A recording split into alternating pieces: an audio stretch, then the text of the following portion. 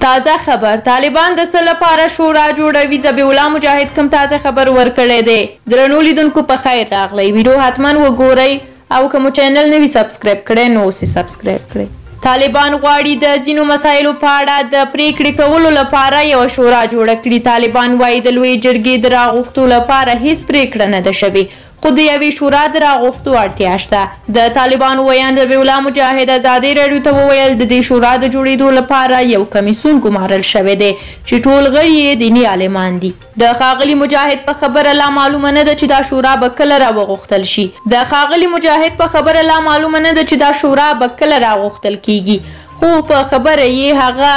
کمیسیون چې د دې شورا د جوړېدو او راغوښتو لپاره ګمارل شوی لا یې کومه غونډه نه ده کړې هغه زیاته کړې ده چې داسې شورا چې ولس پکې وي متنفذین پکې وي علما پکې وي په هیواد کې دننه مخور پکې وي او د ځینو مسایلو په اړه بحث وکړي همدا ډول د ځینو مسایلو په اړه نظر او مشوره ورکړي د دې لپاره یو پلان شته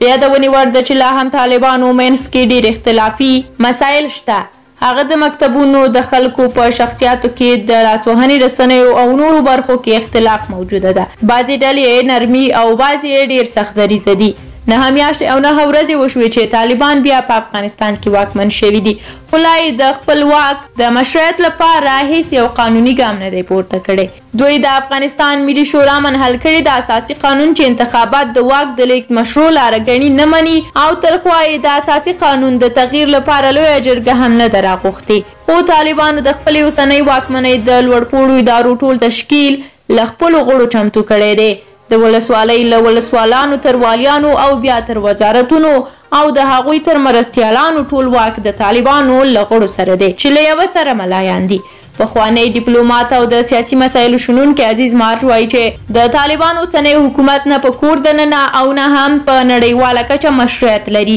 او یوې ډلې لخوا د واک انحصار دی هغه وویل د ټول شموله ادارې معنا همدا دی چې د افغانستان ټولو وګړو ته د عدالت په رڼا کې حقونه او امتیازات ورکړل شي او خدمت ورته وشي خو دوی ټول انحصار یوازې په ملایانو کړی دی یعنی دولت او اداره یې ټوله ملایانو ته وقف کړې ده هغه ډول چې خلقو پرچم یوازې خپل حلقي او پرچمي ته واک ورکوه له طالبانو د نړیوالې ټولنې غوښتنه هم د یوه داسې ادارې تشکیل دی چې ټول ګډونه وي او د افغانستان د ټولو قومونو او مذهبي لږکیو استازولۍ وکړي طالبانو دا هم ویلي دي چې نړیوالې ټولنې ترې غوښتي دي چې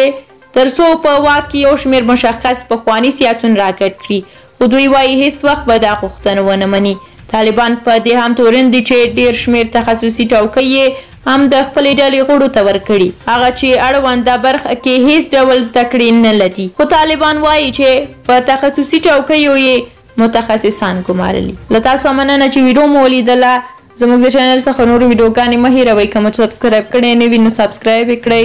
همدارنګه نورې ویډیوګانې هم وګورئ تر اخره یې وګورئ لایک یې کړئ تر بلې ویډیو د خدای په امان